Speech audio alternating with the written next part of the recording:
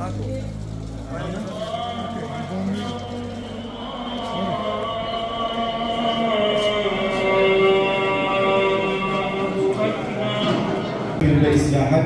وجوكات المشكلة إن شاء الله دولة وتعيش ويوجد الجماعة إصلاحات أو لا برزانة باقي المشكلة شوية وقت يعني كلا فرمون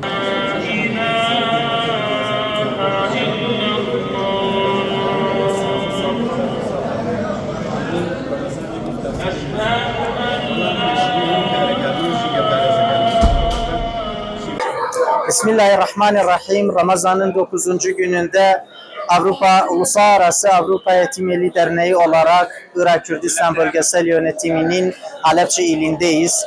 Yetimhane ekibi olarak bu akşam da yaklaşık 200 kişilik bir iftar programı düzenlemiştik. Bu iftar programı 500 kişilik bir programdır. Bu sene de 4. senesinde derneğimiz olarak bu iftarları düzenliyoruz.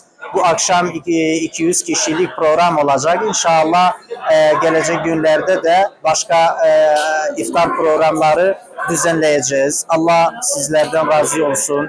Hayırseverlerimiz, yardımseverlerimiz bağışladığınız paraları, hayırları yerlerine ulaştı.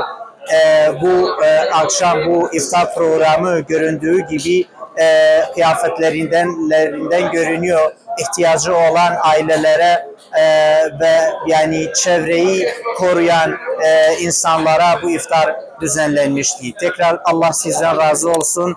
Hayırlarınız yerlerine ulaşmıştır.